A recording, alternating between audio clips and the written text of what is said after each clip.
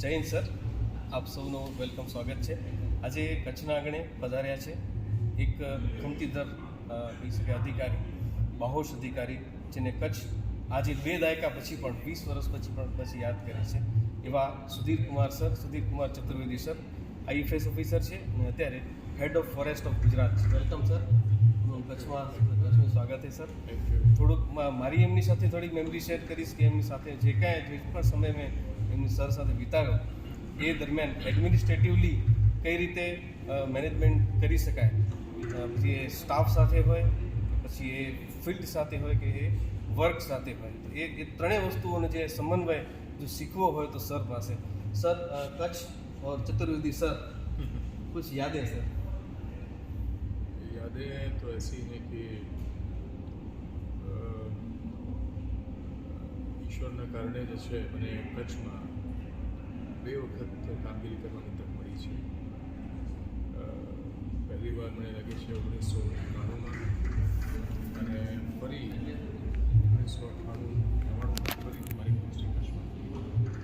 પહેલી વાર જ્યારે કચ્છમાં પોસ્ટિંગ થઈ તે વખતે સામાજિક વનીકરણ વિભાગમાં DFO તરીકે મેં કામગીરી કરી હતી અને તે વખતે મારું કામ હતું કે કચ્છમાં જે વન વિસ્તાર બહારના વિસ્તારો છે, રોડ સાઈડ કે આપણે કોઈ પણ એવા વિસ્તાર, કમ્યુનિટી લેન્ડ્સ છે, લોકોના ખેતરો છે, પંચાયતની જમીન છે, સરકારી પડતર જમીન છે, એ વિસ્તારોમાં આપણે કેવી રીતે હરિયાળું વધારી શકીએ તે માટેની આપણે કામગીરી તે વખતે કરવાની તક મળી હતી.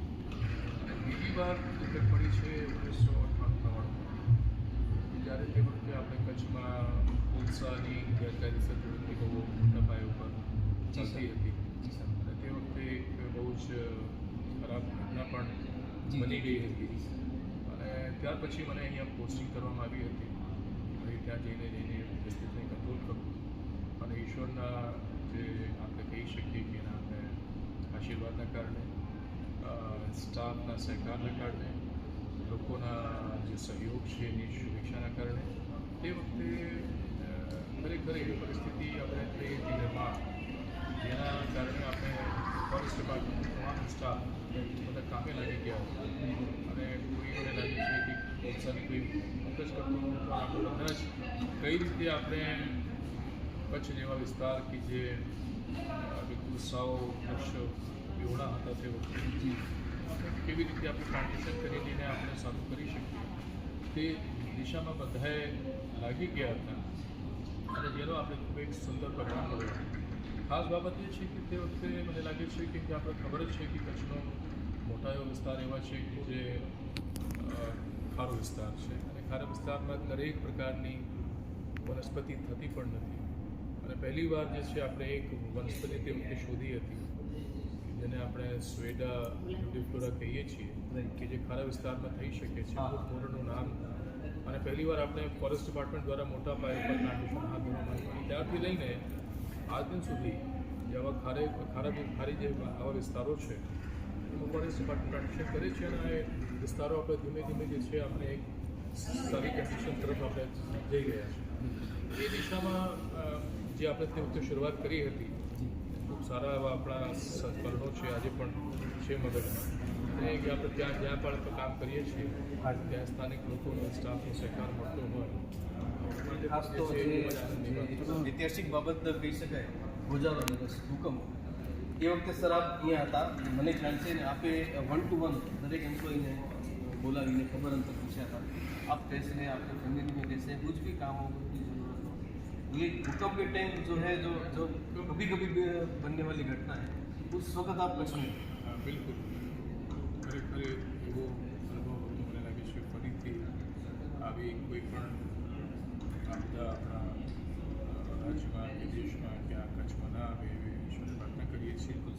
પણ એવી વિપત્તિના સમય જે છે કેમ કે જ્યારે આપણે આવ્યો મને આજે પણ ખ્યાલ છે કે ઘરથી 26 જાન્યુઆરીનો ફંક્શનમાં ભાગ લેવા માટે હું ત્યાંથી ફરીથી આમ નીકળતો જ હતો. જે વખતે જ આપણે જે છે આ ઘટના બની હતી મારા જોતા જે સામે જે સિવિલ હોસ્પિટલ બનીને આપણું સાવ બસ થઈ ગયું હતું અને એ જૂની આપણે જે ગ્રાઉન્ડ હજી પણ દિમાગમાં છે. પણ સૌથી મોટો જે પ્રશ્ન તે વખતે આવ્યો હતો એ હતો કે જ્યારે આપણે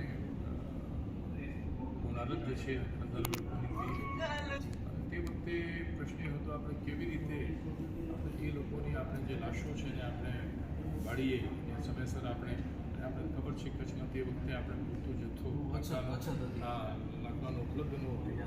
તે વખતે આખા રાજ્ય સાથે સંકલન કરીને અને ત્યાંથી જથ્થો આપણે અહીંયા કચ્છમાં મંગાવ્યા હતા. અને કોઈ પણ આપણે તે વખતે આવી કોઈ ઇન્ફેક્શન કે કોઈ આવી સમસ્યાઓ સર્જાઈ ન હતી અને આપણે ખૂબ જ સમયસર લાકડાનો જથ્થો આવ્યા પછી લાશોને આપણે એને ડિસ્પોઝ કરવામાં આવ્યો હતો. આજે પણ છે હસ્તકળા સાથે પણ આપનો એક અમુક સમય હતો, થોડું ચેન્જ થાય છે વન વિભાગ સાથે હસ્તકળાનો જે એ વખતનો આપનો અનુભવ કેવા રહ્યા? સરકારશ્રી દ્વારા મને મેનેજિંગ ડાયરેક્ટર ગુજરાત રાજ્ય હાથશાળ અને હસ્તકળા વિકાસ નિગમ તરીકે પોસ્ટિંગ મળી હતી 2004-05 પાંચેક વર્ષ અમે કામગીરી કરી છે. અને કચ્છ સાથે જે છે ત્યારે પણ ખૂબ હસ્તકળા અને કચ્છનો એક નાતો છે. હા, અને હસ્તકળા ઇન્ડસ્ટ્રી કચ્છમાં લાગે છે.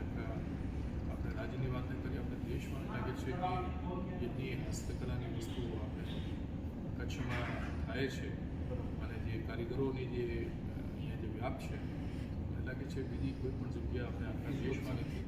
અને એના કારણે કચ્છ આ દિશામાં પણ ખૂબ જ અગ્રણી છે. ઘણી બધી પ્રકારની આપણે હસ્તકલાની વાત કરીએ, આપણે જે છે ભરત ગૂંથણની કામ કરીએ 25થી 50 જાતના ભરત ગૂંથણ અહીંયા આપણે બ્લોક પ્રિન્ટ, અજરક પ્રિન્ટ અને એને સાથે સાથે આપણે જે પેશન્ટની કામગીરી છે એ પણ આપણે અહીંયા ચાલે છે. બાંધણીની કામગીરી ચાલે છે, લેકર વર્ક થાય છે. અને આમ કહીએ તો કોઈ પણ એવી હસ્તકળા નથી કે જે આપણે ગુજરાતમાં ના હોય અને ખાસ કરીને જે કચ્છમાં ના થાય. મને લાગે છે એ દ્રષ્ટિએ પણ કચ્છ ખૂબ જ આગળ છે અને પહેલાં પણ સારું હતું અને હવે અત્યારે પણ મોટા પાયા ઉપર કચ્છની વસ્તુ તૈયાર થાય છે, વિદેશમાં જાય છે, દેશમાં જાય છે અને રાજ્યોમાં જાય છે. આપણા માટે ખૂબ જ આનંદની વાત છે. હું જ્યારે આપની સાથે હતો ત્યારે એક પ્રવાસ તમે કર્યો હતો અંદમાન નિકોબારનો. થોડોક એના વિશે થોડોક આપણી જે મારી યાદો તમારી સાથે જોડાયેલી છે અને હવે અંદમાન ઠીક છે કેમ કે તે વખતે મને લાગે છે કે LTC ઉપર ગયા હતા.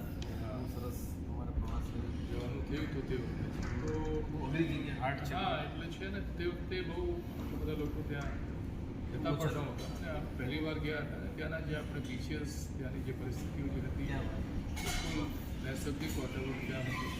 બ્લુ બીચીસ, ક્લીનલીનેસ આમ દ્રષ્ટિએ આજે પણ મારા દિમાગમાં છે. કદાચ આપણે મોકો મળશે તો ફરીથી આપણે ત્યાં જવાનું. રણમાં અરણ્ય એ પ્રોજેક્ટ સાથે કચ્છમાં ખૂબ જ વખણાયા છે sir. Thank you so much sir. આપણે મુલાકાત લીધી. Thank you.